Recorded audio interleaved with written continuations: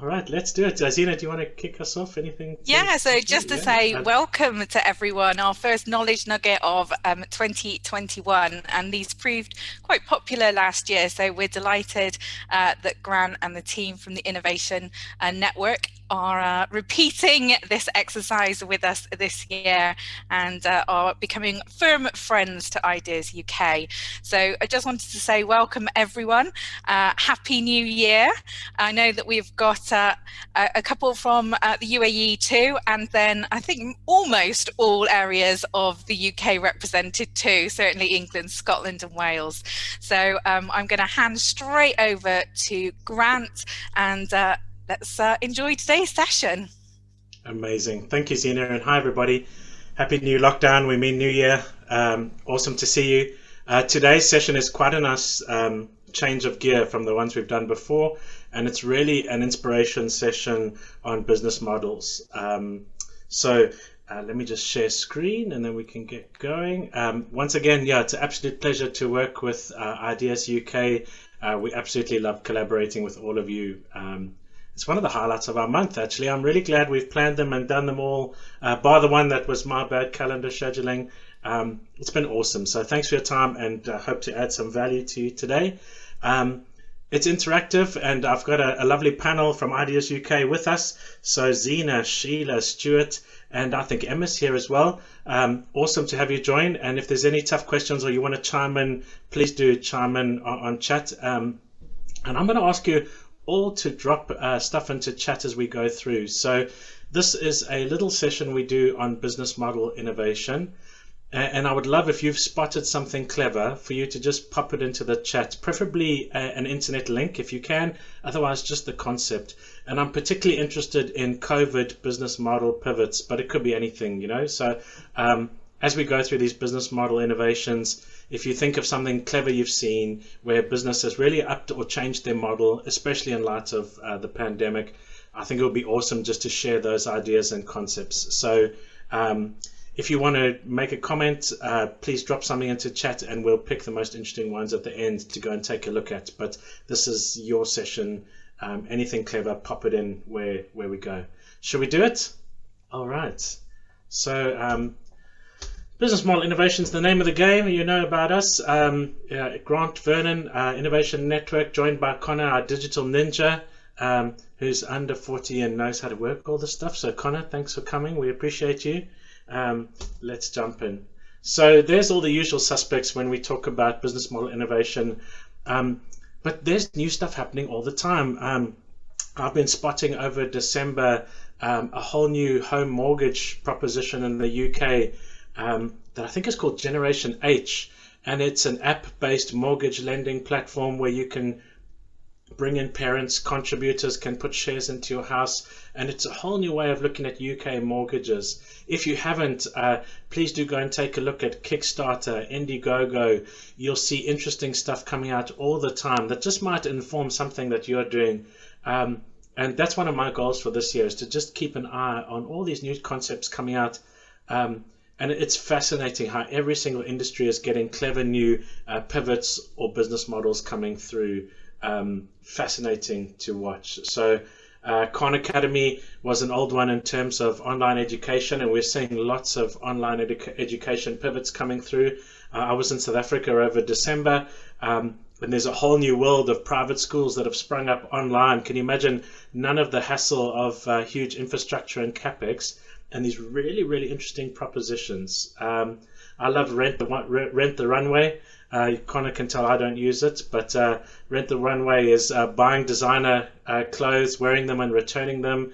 I saw one over Christmas, fancy wedding accessories, which are incredibly expensive, that you can get in it's a US based, I haven't seen it in the UK. You hire your fancy wedding accessories and then ship them back over the wedding. So many cool things. And as you think of stuff, why don't you pop some links into chat as we go? And that's the one upside of the pandemic, right? Is it's completely turning business models upside down, and it's making us smarter, more innovative. It's definitely it's leapfrogged digital transformation, what, 5 or 10 years? So there are some amazing positives coming out of the pandemic, all sorts of innovative things. I've got to tell you one more. When I went to South Africa, you've got to have a COVID test, and Sofitel and British Airways have partnered to offer test and rest. So for 199 quid, you get a superb room the size of my house at the Sofitel at Terminal 5 and a COVID test for 199 pounds. No, and it's an overnight COVID test that would cost you 160 quid in London, just the test. And it was beautiful. Halo Medical is the medical facility behind it. And it was seamless, easy, and such good value, you know. So I thought, isn't that clever? A hotel pivot, COVID pivot, and there's lots more. So as you think of stuff, drop it into chat. Emma's got one. Yeah, Emma, the mental health application's coming out. Definitely needed and superb. And if you've got some favorites, pop some links in. And what I often find is you can take something from another industry and apply it. I saw there's hotels in London that have completely pivoted their hotel rooms to office spaces. So this was pre-lockdown, but you can literally rent a hotel room by the hour, set up for a office space rather than a hotel room. Lots of cool stuff. So let's jump in. Please do drop in as we go. Connor, that's showing okay? Can you see my how to innovate a black sock? Yeah. Got any ideas how we can innovate that black sock? I'm an accountant in a past life, if you haven't spotted that already from my dress sense. And I always like to think, can you innovate a black sock? Won't you drop into chat some ideas to innovate a black sock? What could we do?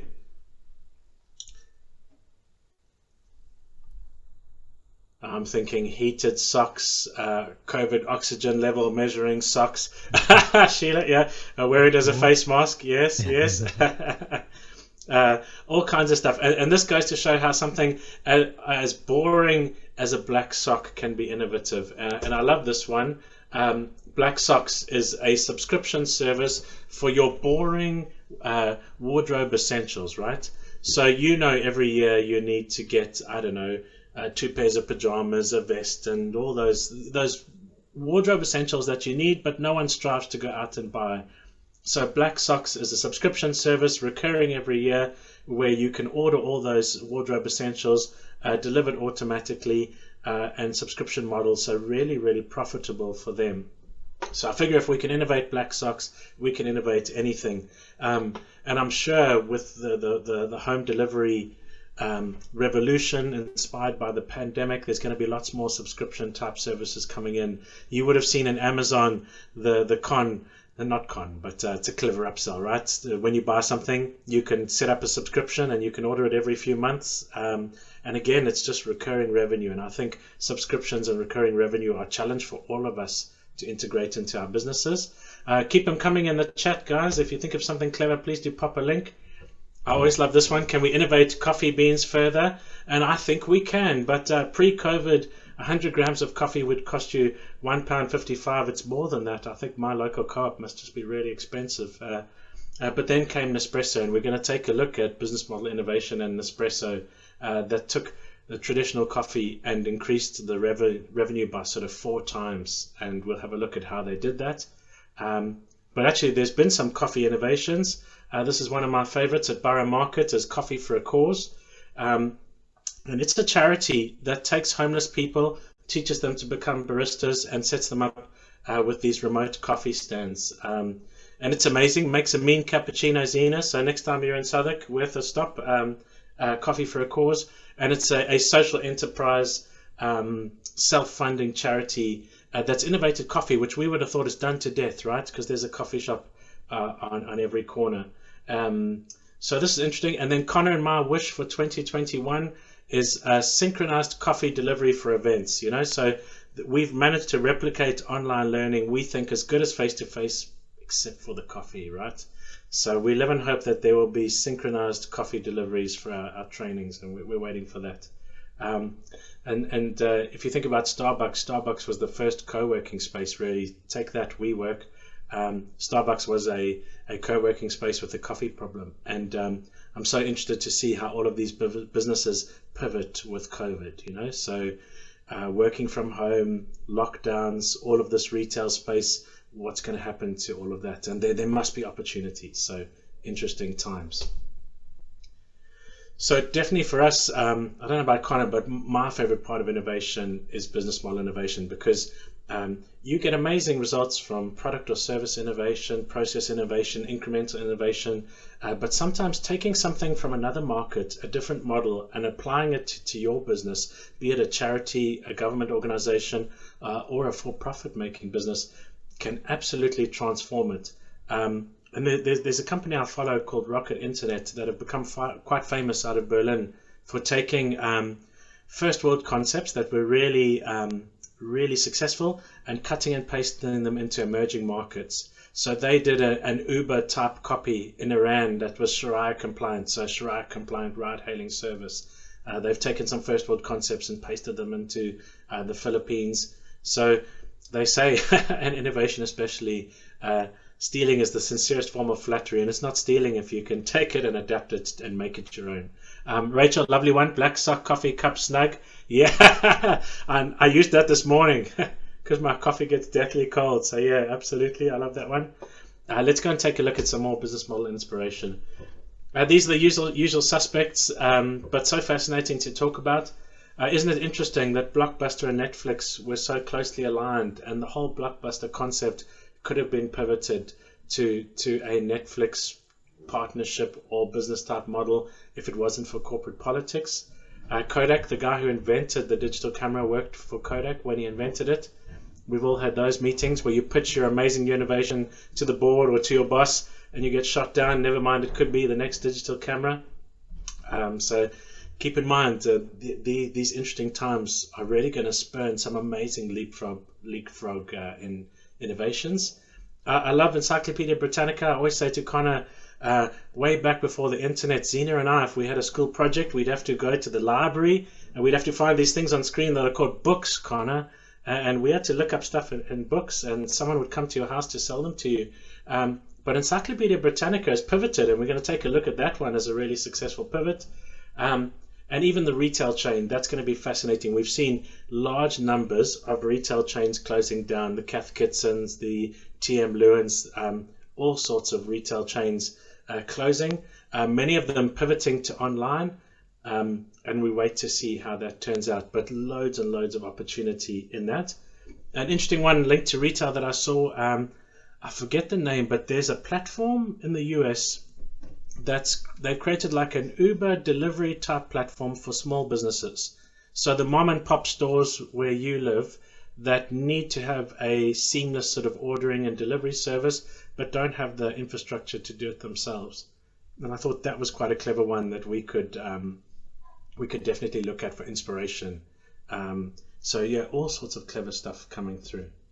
So Encyclopedia Britannica, you'll be glad to know, has pivoted to 99% digital and subscription revenue. And the way that they did it is they found information for free and then sold it to someone who was willing to pay for curated content in a secure walled garden. So Encyclopedia Britannica targeted schools and libraries that needed information that you and I can get for free on the internet, but they wanted it curated in a secure space. And it's a really, really successful company. From the old book encyclopedias that your parents, or my parents anyway, got sold by someone in a moth-eaten suit, through to completely digital and subscription recurring revenue. And could we take something of that as a lesson? So that's interesting. So we say the only way to beat the competition is to stop trying to beat the competition and completely pivot your business model. And I hope today we can inspire you with a couple more interesting ideas. And I've got a superb resource to show you at the end that's totally free and really full of inspiration. High street fashion was an interesting one we're always interested in. So traditional high street fashion was 100% outsourced, generally to Asia, and long design cycles, 2 to 3 months. And that's why you would have this frustration of buying a shirt and then seeing everyone at the office wearing your shirt, you know. Doesn't happen to me and Connor, but I'm sure it's happened to you. And then along came Zara. Such a clever business model in an industry that we would have thought was saturated, right? If you'd said, let's get into high street fashion, you'd think competitive, overtraded, not a good idea. But Zara had some very clever ideas. So 60% of their production is localized, and since they've spread right throughout the US, Africa, but 60% of their initial production was in Spain, Portugal, and easily accessible areas to Europe, and they change up their collection weekly. Now, what do you think that does? If there's a new collection in Zara's weekly, what do you think that does for their customers and for them? Got any ideas you can drop into chat? So there's a new collection in every Zara's weekly. Yeah, Julie, absolutely. Amazing foot traffic, right? Because people just pop in to see what's new this week. You keep buying. You buy it because it's not as expensive as designer fashion. It's a little bit more than your traditional retail environment, but you know that it's semi-elite and you're not going to find someone wearing your shirt at the office. It's highly unlikely. Lindsay, that's a great one. Anticipation and excitement are raised, so you're looking, you're searching. It's also a limited window of opportunity, so if you don't buy it this week, you probably won't get it. And there's things there that we could take and use in our businesses, right? So is there something from that local production, scarcity, new things each week that you could bring into your business, your organization? Very, very clever. And then they did the same thing with homeware. And if I'd said to you, do we need another homeware store? You'd say, never, please, no. There's enough of them, you know, Pottery Barn and you name it. But they did the same model. So a fair amount of production is localized, weekly change-ups, weekly collections, all at I would say a premium price, but not much more than your high street retailer. So luxury stuff at a price that everyone could afford. So super, super clever model that we could be inspired by. Print newspapers, yeah, always fresh content, Tim. That's a brilliant one. Talking about fresh content, print newspapers, we would have said print is dead, right? But a traditional newspaper has pivoted to subscription. So I always mix up my British newspapers, but there are a few that pivoted to online subscription models and have done really well. And then came along those low quality type newspapers that you get on the tube. And I always think it's so clever because they've got 5 million people heading through the underground system. This is just in London, but we could take this model and use it anywhere in a captive environment. So it's low quality, ad financed, and it's become really, really profitable. And I wonder whether there's some COVID pivot from that as well, you know. So those newspapers that would have been destroyed overnight with the pandemic, it'll be super interesting to see how they pivot. And I did see that Amazon Prime has just added a newspaper function to their Prime subscription. So if you've got Amazon Prime, you now get free magazine content. So again, those magazines that weren't selling through retail outlets like they used to, I suspect that's how they've done an income pivot. So lots of inspiration there. And again, keep them coming. Anything clever you've seen, drop us into the chat. I love bookstores. And bookstores are a terrible business model. Not terrible, but they're a tough business model. So not your traditional bookstore was in a high street with the expensive rent that retail space entails. They were very classy, but they were really expensive. So loads of stock, loads of cash to hold. And today's most successful bookstores are coffee shops with a book problem. So they've pivoted to offer retail space, coffee space, and then this is so clever. This is the American bookstore in Amsterdam. Now in the American bookstore in Amsterdam, you can pop in and there's a giant printer. You can hop on and pick anything you like off the internet. So is it Gutenberg? There's a whole lot of book resources worldwide.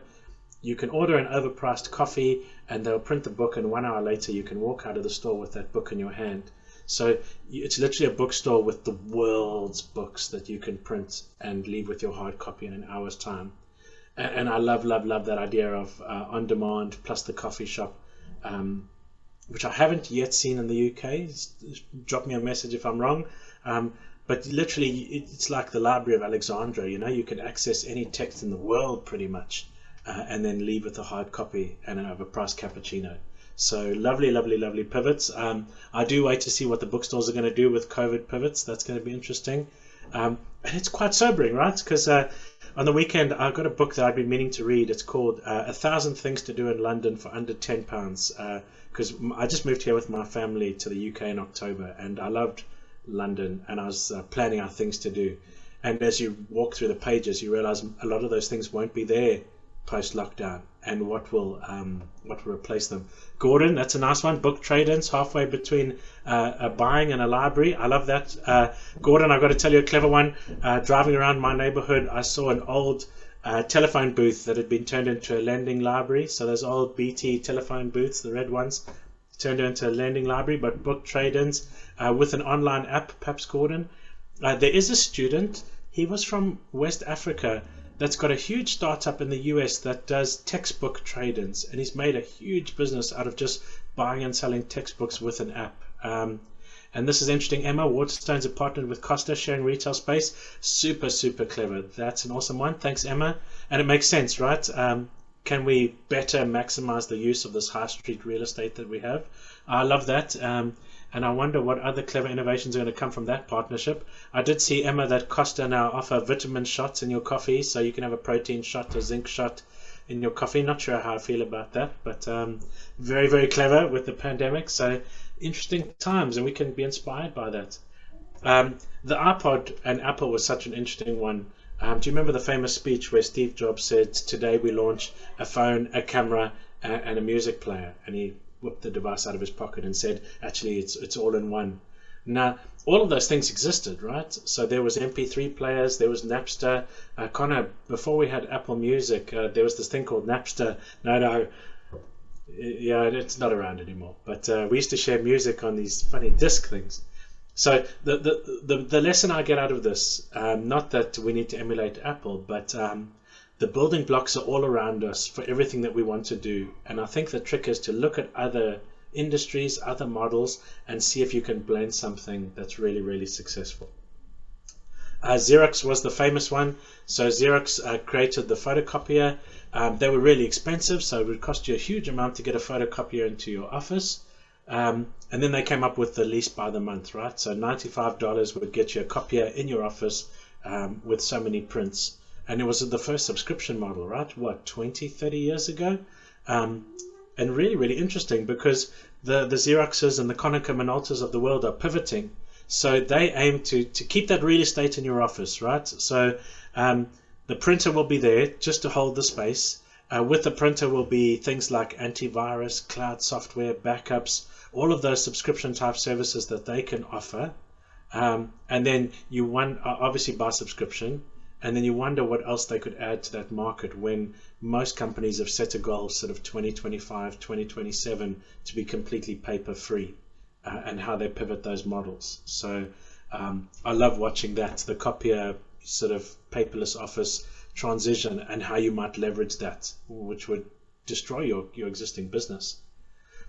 Connor, my gran used to say I looked like George Clooney. She didn't have very good glasses, but I think she was right. And I always find the Nespresso model so interesting, because again, it's a fascinating story. The pod technology from Nespresso was patented in 1976. They created the Nespresso model for a B2B market. So they tried to sell these really expensive machines and pods to offices, and it didn't really work. Then they were very clever. They hired George Clooney, very smart, and they went to Italy and they found a factory to produce the most beautiful coffee machines in the world. So they made these amazing coffee machines that they get on demand as they need them, and they started to sell coffee pods to a B2C and B2B user market, but on subscription. And the Nespresso Coffee Club has over 10 million subscribers. So terrible for the environment. Thank goodness their patent has expired, and you can now get reusable green pod technology. But I always think it's a super example of how something so successful took a couple of iterations, a couple of refinements to the model to become $1 billion product. And we always got to keep that in mind. Innovation is those small pivots, those small iterations until you unlock the value. And if you can get George Clooney to represent you, all the better. But I wanted to just share this with you. I want the numbers that Nespresso used to get to a unicorn product, $1 billion product. And it was at a talk I went to by Alex Osterwalder at Imperial College last year. And he'd done a project with Nespresso. And I really love these numbers. So Nespresso or Nestle, they know that they've got to do so many projects to create another $1 billion growth engine. And I wondered if you wanted to have a guess at how many projects they have to do to find the next $1 billion growth engine. And pop a number into chat. So how many experiments or projects do you think Nestle needs to do to find their next growth engine?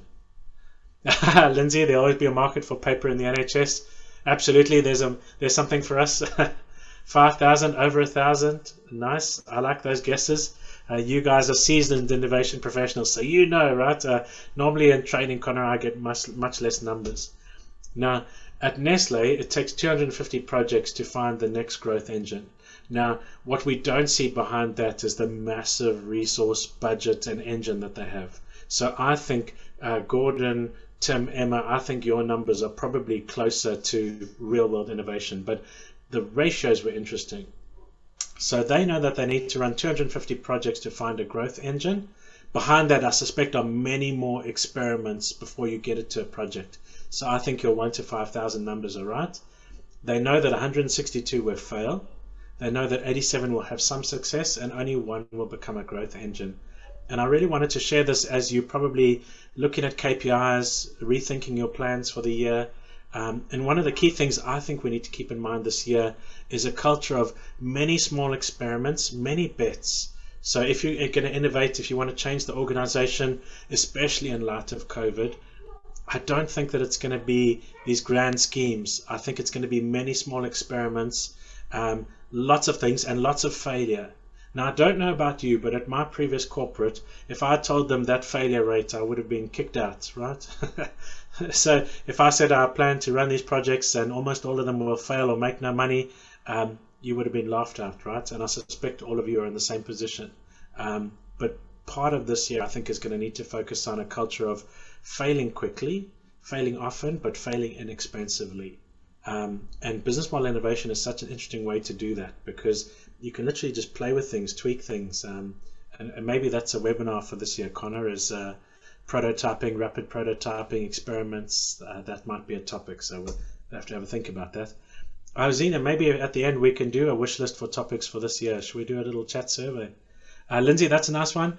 COVID has taught the NHS to try something and try something different. That's amazing.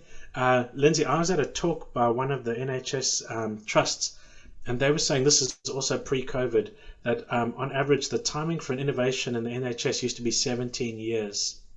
It was crazy, but you're right. I think if nothing else, COVID has taught us to move quickly, try new things. So there definitely are benefits for us to integrate and learn. So I hope that Nespresso stat is interesting for you. We'll share all the slides, but I hope that inspires you for this year. And then this is the last cool tool I wanted to show you. It's called the Business Model Navigator. Now, this was a fairly old book. I think I've had it for a couple of years.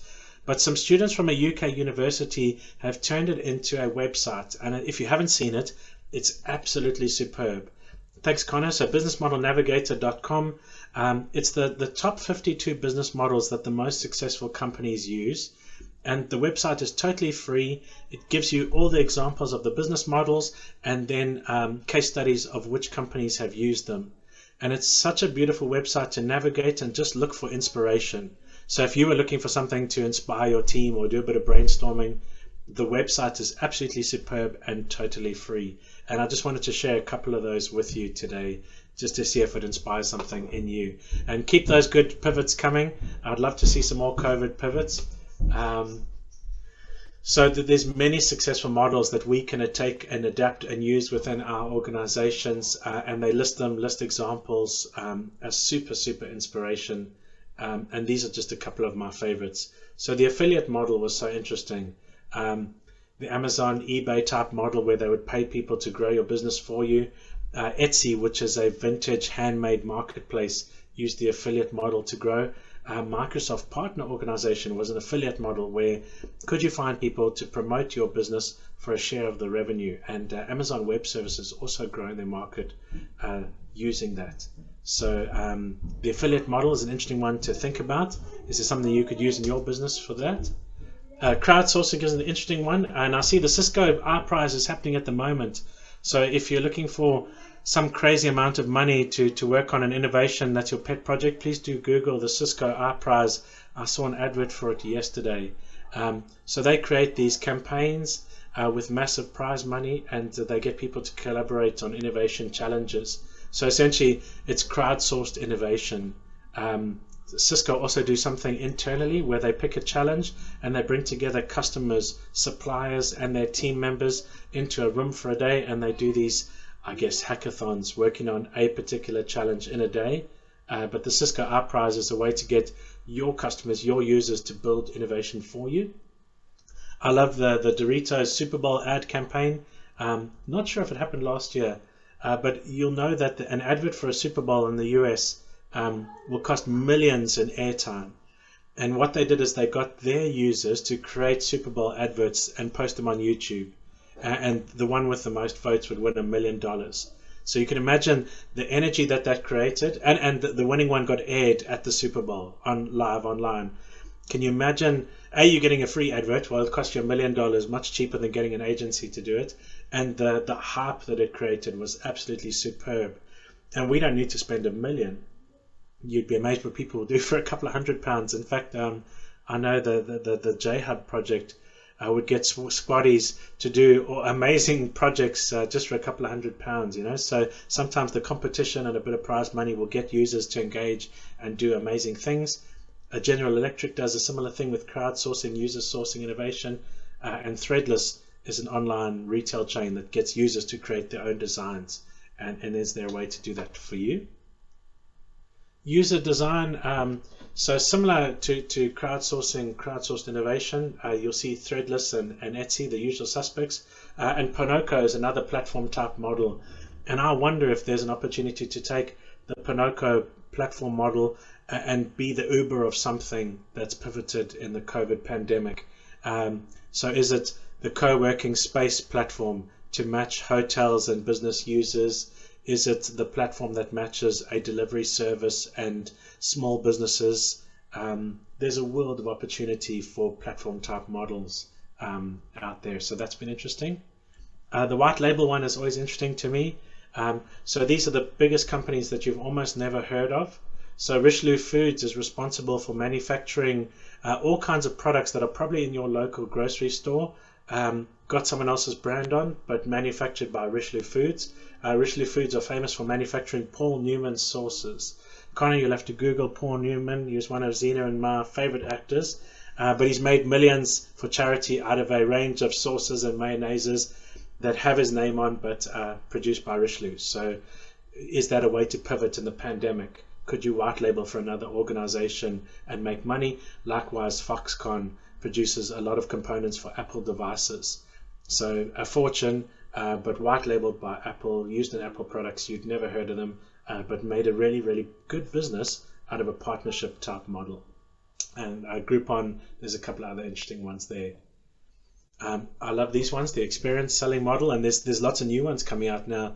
But Harley Davidson was bankrupt, got bought out by a management team, and turned themselves into a lifestyle company. So, yeah, Zena, sorry, you got no grey hair like me, so I apologize.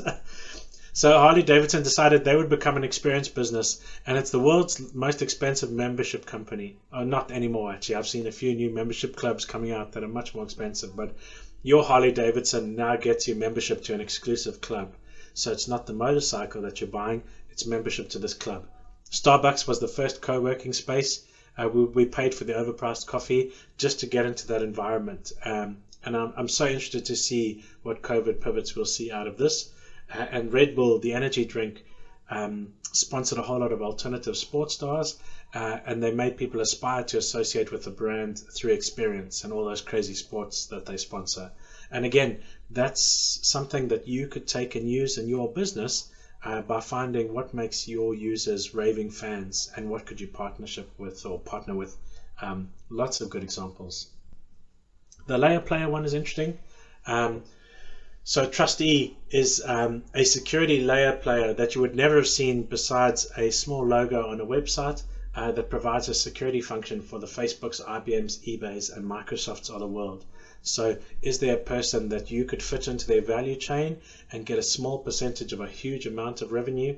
PayPal was an interesting one that started off as a payment gateway for eBay, and that's what launched it to success. And could you take that model and apply it to something that you do? Is there someone else where you could play a very small part, add value to them, and get a small percentage of that revenue? So a really interesting thought. The licensing model is a fascinating one. So BASF, Connor, before we had streaming movies, we used to have these things called video cassettes, and before video cassettes was BASF. You'll have to Google it. You'll have to Google it. But BASF make the bulk of their revenue from innovations that they've never used themselves, but they license to other companies. So the bulk of BASF revenue is from innovations that they've licensed. So they haven't implemented themselves, but they sell on a license. Likewise, a significant portion of IBM's revenue comes from license deals, taking innovations and licensing them. George Lucas sold off the Star Wars rights, the movie rights, but he kept the rights to the toys and accessories, and they've made much more money from Star Wars lunchboxes and toys than they ever did from the movies. Likewise, a friend of mine worked at MTV, and MTV make much more money from Dora the Explorer lunchboxes than the TV channel, you know. So interesting. Likewise, Disney. And is there something that you could license in your business, you know? So interesting. The make more of it model. So the Porsche chassis. So if you drive a Volkswagen, you're actually driving the technology of Porsche. So take something that you have and make more of it. Links to the licensing function. And then Sennheiser, which is a famous audio company. They used to just do headsets for airline pilots and then pivoted to luxury audio, which really, really clever. So you've got this, how could you harness it? Stuart, that's a nice one. Stuart, why don't you unmute and tell us a bit more about that one? So microtransactions, particularly within the gaming community, is where you buy something to play the game. It has no real impact on whether you win the game or not. It's generally just the cosmetic thing. But obviously people like to be individual within the games, and they're typically fairly cheap. So maybe 50p, £1 or something, unless it's a special offer. So it entices people to spend more money on a game they've already bought. It allows the gaming industry to invest more into research and development and to take things through. And if you talk to the likes of Mark Rain from Epic Games, he will say that he doesn't really need to worry about anything because toys and microtransactions pay for everything well and above what they actually need. That's amazing, Stuart. Thank you. We'll have to add that. We'll credit you, Stuart, but we'll have to add that one to the slides, Connor. Who studied games design, Connor? So nice link, Stuart. That's amazing. So the bulk of their funding from those tiny transactions, and I guess the lesson you inspire there for me is there a user community that we have that's got a small amount of money that you could harness and grow over time. So that's fascinating. Thanks for that one. That's awesome. Let's have a look what we got.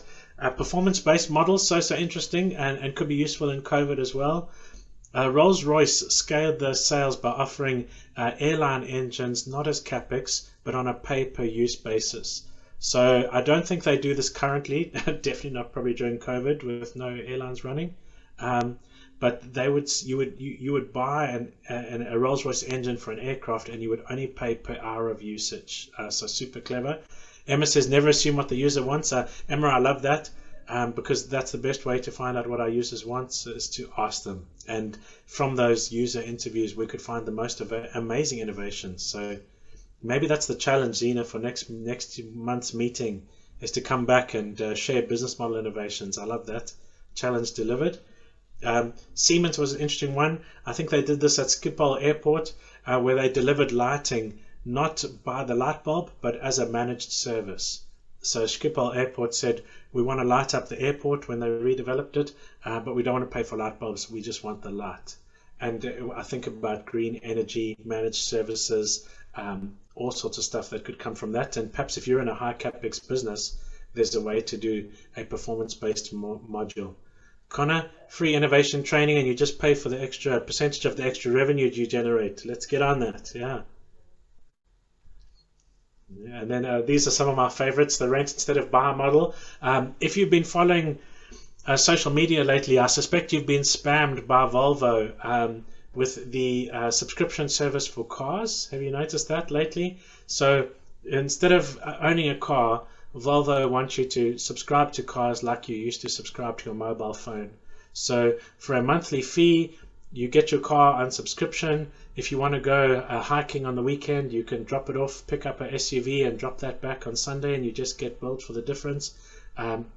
And today you never need to own a vehicle. You can buy one by subscription. So Volvo UK, massive push at the moment. And I saw Jaguar Land Rover have brought out a competitive product. So it's a complete managed service. Stuart, let's have a look. Oh yeah, Stuart, unmute and give us that one. You're a wealth of business model innovation today. That's awesome. Yeah, so new Volvo cars, and in fact all of their vehicles, will remotely connect into your preferred service provider, so the garage, and it will tell the garage when there's a problem with your car, pre-order the parts that it needs, and book an appointment for you, and the same with servicing. Brilliant. That's awesome. Yeah, clever things. So when we got here, you get to the UK with no credit history, right? So you can't get anything on credit. So we bought our very first car for cash. And it was older, right? So I was immediately worried about reliability. I phoned up the UK Automobile Association, and they plug something into your fuse box that updates to an app on your phone. If something goes wrong or there's a warning light, it pings your phone and they phone you up if something goes wrong. Now they stung me an extra £5 for that a month, but it's £5 I'm absolutely happy to pay. And I thought, it's so clever. It's on an app. I can activate it anywhere I am. So they increased their revenue from me by 50% just with a very clever offer. Yeah, lots of probably a cheaper one than the £5 they've stung me, Stuart. But I love that because it was an offer. £5 quite reasonable actually. They're normally about £15 to buy and then a subscription. Yeah, but I love that because it was they've literally, the subscription was £12, but they've got another £5 out of me, and I'm happy to pay. So I love these lessons that we could use. Let's see if any of these inspire you. CWS Boko is the largest supplier of protective equipment in the world. They don't sell you hard hats and protective boots. All by managed service. So you rent protective gear and they just deliver it when you need it. But can you imagine the reliability of the revenue? There's no fluctuations, all on subscription. Borrow My Doggy, which Connor has used, I'm told. So if people needed their dogs walking and other people needed to borrow a dog rather than buying one, Borrow My Doggy app would let you do that. Connor, satisfied customer for Borrow My Doggy? Oh, definitely, yeah. Maybe. Lindsay says, please don't tell my 7-year-old daughter about Borrow My Doggy. Well, Lindsay, there's an even better one. A Pricey Poochers lets you have a managed service for your pets, so you don't need to buy the pet, you just pay per month for it. And then Lindsay, you just tell her, sorry darling, Fluffy's been downsized and we've got to send her back, the lease period is over. But isn't that so interesting? I love this. I saw when I was in Cape Town in December a huge facility which is a doggy hotel and daycare, all by membership. So you join up and you can, I don't know, drop off your dog if you go to work. They have a strays pound where you can come and play with dogs during your lunchtime. So many cool ideas just waiting to be unlocked. So I love that. So some nice ones there. The revenue share model, I think, could be a big one in 2021. The revenue share model was coined by the French National Insurance Company in 1908, who went bankrupt and asked their staff, would you stay on for a share of the revenue? And they did. I'm uncertain whether they were successful because I can't find a logo for the French National Insurance Company. But can you imagine in COVID if you said to people, salaries have decreased, revenues are down, would you commit for a share of profits or revenue, and how that would change people's behavior? Would it make them more innovative? So I'm interested in that one. It's something we're working on. The App Store is an easy one with revenue share, Google Ads, Hub Pages, there's lots more. But definitely, can you expand your business with a revenue share type model, and how much you do that? Also, one of my favorites, reverse engineering. Denna is I think a Norwegian supermarket chain that reverse engineers your favorite things like Nutella and all those premium products, and then sells a similar version for cheaper. So really, really clever. And I know lots of the supermarkets do that, but is there a way you can find something premium, reverse engineer it, and sell a cheaper version? Is an interesting one. Geely has become famous for reverse engineered Rolls Royces and Range Rovers, so that's always an interesting one. And then my personal favorite is Steinhardt. So Steinhardt create watches that look exactly the same as a Rolex, and I don't know how they do it because it looks exactly the same except for the little logo on the decal. So before COVID, one of my favorite games in Dubai airport is you'd have to walk past people and lean into their arm to see. And every now and again I'd go, aha, gotcha, you know, because it was a Steinhardt 400 quid watch instead of a 40,000 quid watch. But looked exactly the same. And I haven't quite figured out how they did that much reverse engineering. But there's probably customers looking for cost savings, a service that's almost as good but cheaper, and could you be the one to offer that? So I do love that. And then if you're a watch person, you can have fun looking for Steinhardt wearers rather than Rolex wearers, and that's always fun. All right, and that, my friends, is that. I hope that's inspired you a little bit. We'll definitely share the recording and the slides from today.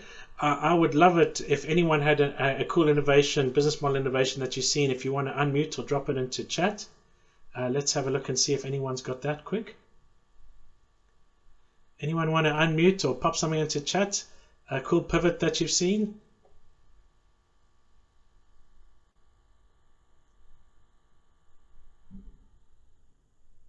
Come on, Emma, you must have seen something. Yeah. I'm expecting Emma to jump in. Yeah, I've seen a few, but actually more interesting, I've seen something locally where things like milkmen are now like diversifying because of COVID. So they've teamed up with local like farm stores, like, you know, farm outlets and food stores, and like what was the other one they've worked with? The local window cleaner, and they've also worked with the local volunteer group to drop off shopping for shielding. So it's much more like localized view, but I think it's something that will definitely continue because it's made it more community spirited, and they're just kind of, you know, putting their resources together to make sure people in the local community are okay. So that was quite a cool one, but very local. I love that one. There's a world of ideas in that.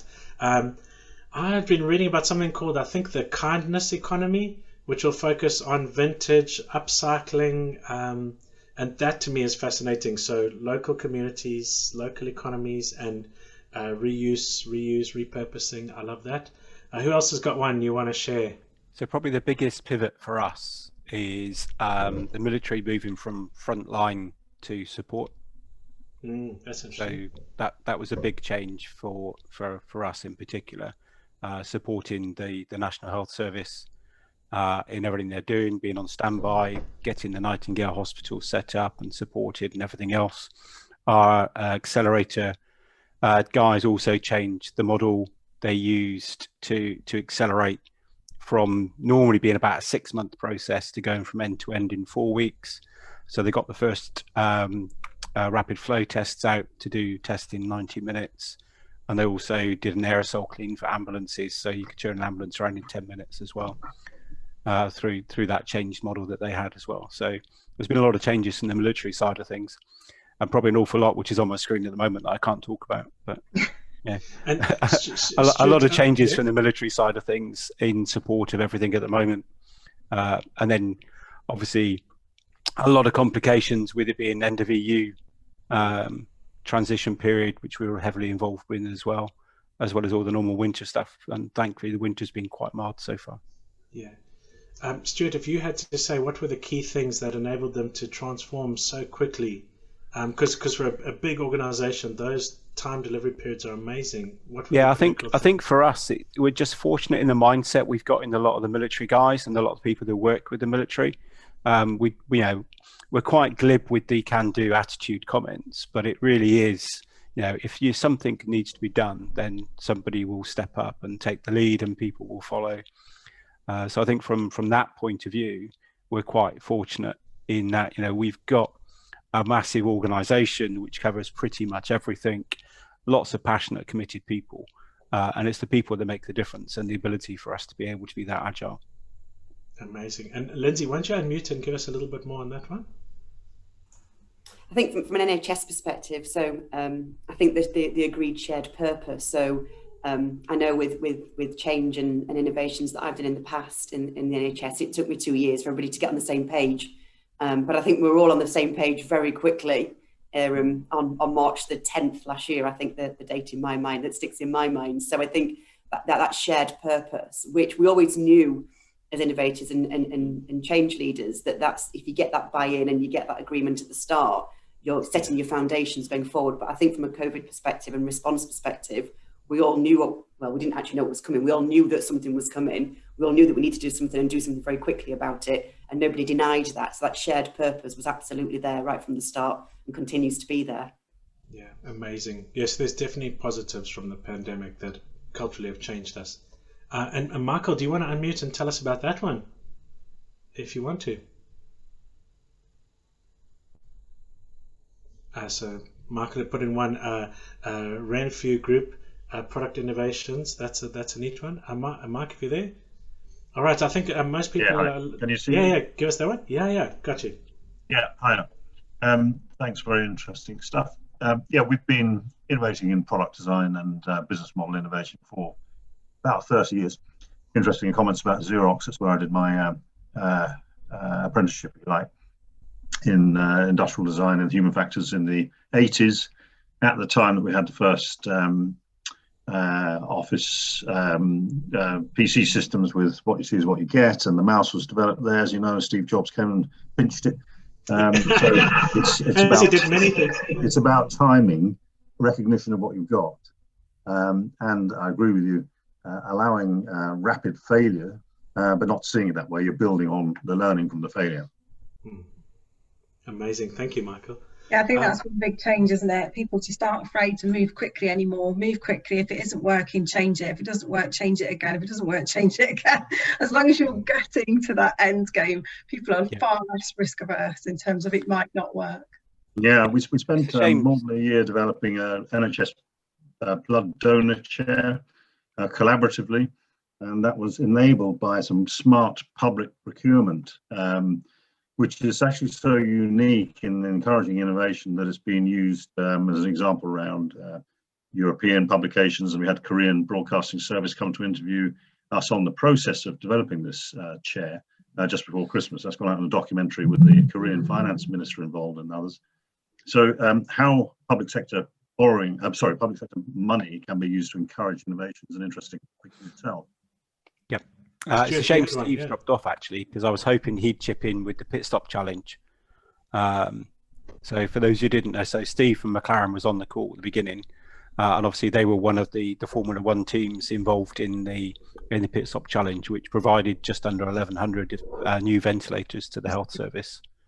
Oh wow, that's amazing. That was extraordinary quickly. And when they launched the respirator challenge, I think they opened the competition at something like 10 o'clock in the morning. They had the first call from the Royal London, someone saying they thought they'd got something working, and within 7 hours they got it completely re-engineered on a table somewhere in a Formula One garage. And they were like, you know, with 3D printer going, yeah, I think we can make a lot of these very quickly, which just showed the level of speed that was behind it.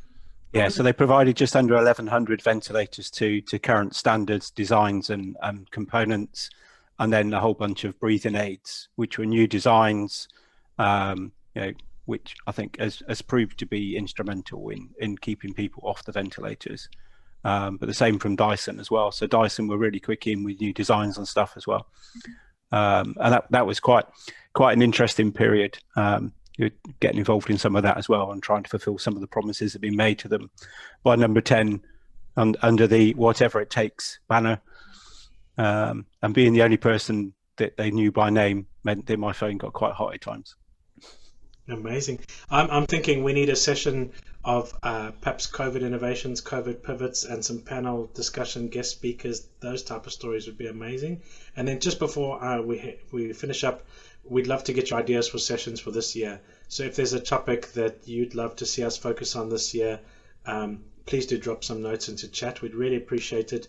We will be mixing up shorter sessions, longer sessions, more guest speakers. Stuart, that's a great idea. Some industry case studies. So anything else that you'd love to see, ideas you have, please do drop that into chat.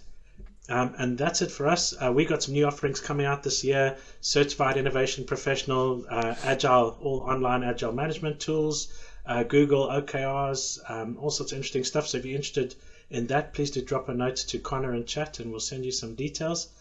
And that's it from us. Zena, Stuart, anything to add? No, apart from Happy New Year and good to see everybody. Yeah, it is good, eh? It was a great session today and loads of interaction. So thank you both, Grant and Connor. And I promise I'm not that old, but yes, I do remember a video recorder.